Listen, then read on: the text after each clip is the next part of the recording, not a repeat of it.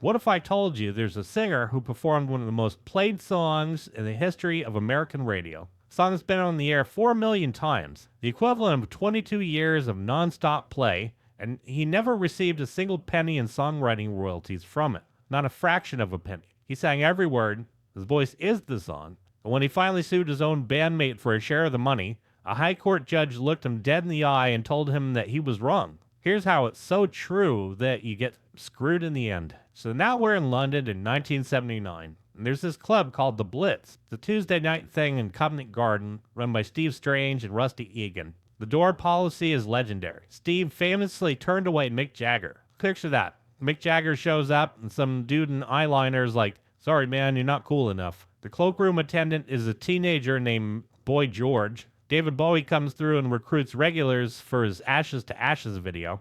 And the house band, the only band that ever plays the Blitz on a Tuesday night, is 5 dudes from Islington. See, I pronounced that right this time. I said Islington way back when in some other video where I mentioned it. So proud of myself. But anyways, these 5 kids from Islington call themselves Spandau Ballet. Gary Kemp on the guitar. His brother Martin Kemp on bass. Tony Hadley on vocals. Steve Norman on saxophone. John Keeble on the drums. Schoolmates. Known each other since they were 12. And Gary Kemp writes all the songs. Every single one. All 23 hit singles. Every track on every album. Now in most bands, writing all songs makes you the quiet genius in the corner. In this band, it makes you the landlord. But nobody realizes that yet. In 1980, they signed to Chrysalis Records. And to cut a long story short, the song hits number 5 in the UK. Prophetic title as it turns out. And they're off. So for the next few years, Spandau Ballet is riding high. They're the face of the new romantic movement, dueling with Duran Duran for tabloid headlines and chart position. Martin Kemp later said Spandau Ballet and Duran Duran were like Oasis and Blur. Maybe. I don't know. Do you agree with that? Let me know in the comment section. Their manager is Steve Dagger, another schoolmate from Islington, which means every important relationship in the story, every single one, is built on childhood friendship. The manager, the songwriter, the singer, the rhythm section, all schoolmates, all trusting each other because they used to share sandwiches at lunch, and they sell records. 25 million albums worldwide, 8 top 10 UK albums, 10 top 10 UK singles. And the True album alone moves over 800,000 copies in the UK and spends 90 weeks in the chart. They're pretty massive. But here's the thing. The arrangement that holds them together, the thing that keeps everybody smiling, is that Gary Kemp shares his songwriting royalties with the band voluntarily. He pays 50% of his publishing income into the band's corporate entity. No contract, legal obligation, no piece of paper anywhere. Just Gary being a good mate. And it works out beautifully. Tony Hadley's pulling in about 120,000 pounds a year from that arrangement. It's pretty good money at the time. Everybody's happy, everybody trusts everybody, because what kind of monster would shake hands with his childhood friends and then quietly stop paying? Why no, that would never ever happen, would it? And so in 1983, Gary Kemp writes True. And here's the detail that makes the whole thing exquisite. Writes it about this infatuation he has with Claire Grogan from Altered Images. He met her on Top of the Pops, traveled to Scotland to have tea with her parents. Whole thing was completely platonic. She gave him a copy of Lolita for his birthday, which is either a nice gesture or more of a concerning one, depending on how you look at it. And Gary took all those feelings and turned them into what would become one of the more famous pop songs ever recorded. True goes to number 1 in the UK for 4 weeks. It's number 4 in America. Tony Hadley's voice on that song is everything. It's built like a slowed down Rick Astley. That falsetto, that warmth. The voice is the reason you know the melody. In 2011, True received a BMI award for 4 million American airplays. That comes out to be 22 years of continuous play approximately. The song has been covered over 30 times, sampled in over 70 songs. PM Dawn sampled it for Set Adrift on Memory Bliss in 91, which went to number 1 in the Billboard Hot 100. And Gary Kemp got the writing credit and royalties from that. But now he kind of sort of squirreled them away.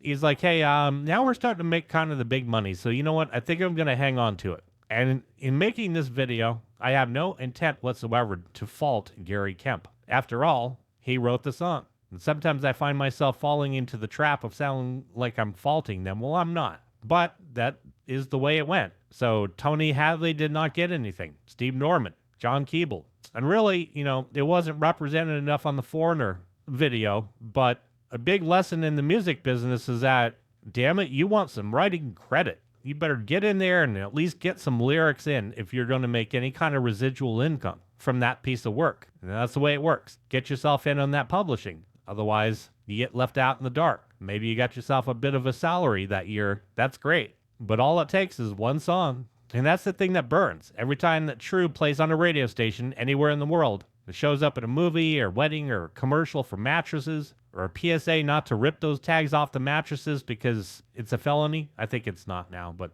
either way, the money goes to one person. Lands in their backyard for basically not a lick of work, right? Because it's generating its own residual income now. Did the work up front-loaded work, but that's it. And because Tony didn't write it, he doesn't own it. And so a high court judge would eventually confirm that this arrangement is perfectly, beautifully, devastatingly legal. And so by 1989, the wheels come off. Their album Heart Like a Sky hits number 31 in the UK. It's their worst one by a mile. Doesn't even get released in America. Record labels don't usually decline to release an album, at least at that time. But they just looked at the numbers and were like, yeah, no thanks. It's the only Spandau Ballet album that fails to go gold. But now up to this time, yes, even though the cash cow of True didn't make them all just multi-millionaires, there was still one thing that was holding. And that was that 50% share of Gary Kemp's publishing royalties into the band's fund. Right there, he just stopped it. No phone call, no meeting, nothing. The voluntary arrangement that had been feeding the rest of the band for nearly a decade just vanished, gone one day. So overnight, Tony Hadley's income drops from £120,000 a year to about $25,000. Still some money coming in, but not much. Basically a financial freefall. There's nothing he could do about it. There's never a contract or a written agreement, just trust between schoolmates. So Gary just lowered the boom on that. Spandau Ballet plays their last gig in 1990 at the Edinburgh Playhouse, a 10th anniversary concert, and then the Kemp brothers go to Hollywood. Gary and Martin star in The Craze, a film about London gangsters. Gary appears in The Bodyguard with Whitney Houston and Kevin Costner. Martin moves to LA and does The Outer Limits and Highlander. Then Martin comes back to England and lands the role of Steve Owen in EastEnders, which makes him more famous in Britain than Spandau Ballet ever did. 3 TV Quick Awards for Best Soap Actor, National TV Award, 5 British Soap Awards. Steve Norman moves to Ibiza and starts compiling chill-out compilations for a small label. John Keeble forms a band called 69 Days with a guitarist from Siga Sputnik, drums on a track for Maryland singer Fish solo album, and Hadley, Norman, and Keeble start touring together as Hadley, Norman, and Keeble, ex-Spandau Ballet. That's literally what they put on the marquee. And even that triggers legal threats from the Kemps and Steve Dagger, who argue that ex-Spandau Ballet reference is unauthorized trademark use. They can't even say where they came from. And yeah, that is definitely how things work. So in 99, Tony Hadley, Steve Norman, and John Keeble take Gary Kemp to the British High Court of Justice. They want approximately £1 million in back royalties. And here's the thing about their argument. An informal verbal agreement existed before their first record contract in 1980. A deal made between schoolmates. Everybody shares equally. 1/12 split for everybody. Kind of agreement you make when you're 12 and you trust the kid sitting next to you in geography. And the judge, Justice Andrew Park, rules completely in Gary Kemp's favor. The judge finds it unconscionable that the 3 members would lay claim to large sums of money, which they knew Mr. Kemp regarded as his own. He acknowledges their creative contributions were impressive, but rules they did not influence the songs enough to be called joint authors. Impressive, but insufficient. It's a legal system giving you a participation trophy and a bill. And then the financial gut punch. Each of the 3 plaintiffs paid approximately £200,000 in legal fees. $200,000 each. $600,000 total. For musicians earning $25,000 a year. Now, that's 8 years of income gone in legal fees for a case that they lost completely. And because they couldn't pay, they had to sell their shares in the Spandau Ballet Company back to Gary Kemp in order to cover the debt. Now Gary owns the name outright. 3 guys who sued for a piece of the pie had to hand over the plate that it was sitting on. And Tony Hadley's response to losing became the most quoted line for the whole saga. Let this be a serious lesson to any up-and-coming artist or band. No matter how good mates you are or whether you're at school together, get a contract. John Keeble added, We had an arrangement between ourselves and we were schoolmates. We weren't cynical. We just did things on trust. The word trust did a whole hell of a lot of heavy lifting in that sentence. And so here's where the story gets its final twist. During the lawsuit, Steve Dagger backed Gary Kemp's position. The manager of the schoolmate chose the songwriter over the singer. Martin Kemp actually stayed neutral. Childhood alliances that built the band were now battle lines that destroyed it. But then in 2009, after Gary Kemp's parents both die within 4 days of each other, the old wounds start softening. Tony Hadley hints on a radio interview that he might be open to reuniting. And they meet in a bar, and on March 25th, 2009, all 5 members stand on the deck of HMS Belfast and announce a world tour. Tickets for the O2 Arena sell out in 20 minutes. That's where Zeppelin played their reunion, so not too bad. Over 100,000 fans attend the Reformation tour. Each member reportedly earns approximately £12 million for the reunion era. Pretty good take. Win Best Comeback in 2009. Made a documentary, Soul Boys of the Western World, that premiered at South by Southwest. And Gary Kemp said something that really stood out. He said, "I never won that court case. Instead, I lost my band." Which is a nice thing to say when you're standing on the deck of a warship announcing a tour worth tens of millions of pounds. But the peace, of course, does not hold. Because why? By 2015, tensions have returned. September 2016, Hadley tells the band he doesn't want to work with them anymore. Now, on July 3rd, 2017, Hadley tweets his permanent departure. Says, "I sadly regret I'm no longer a member of the band." To which everybody just started yelling and blaming one another. Kemp said that he left them in a lurch, but Hadley said that, it was bad enough to walk away from £12 million.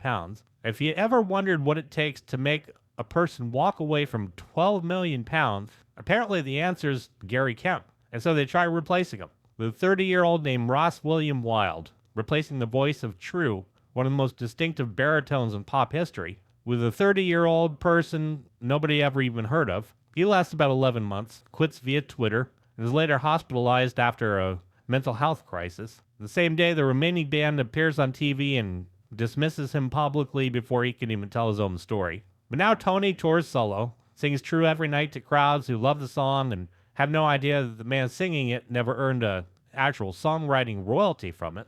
Gary Kemp said in 2025, "Will there be another Spandau Ballet reunion? I hope so." The pen wrote True. The voice made it True. The court said only the pen gets paid. Like, subscribe. Thank you.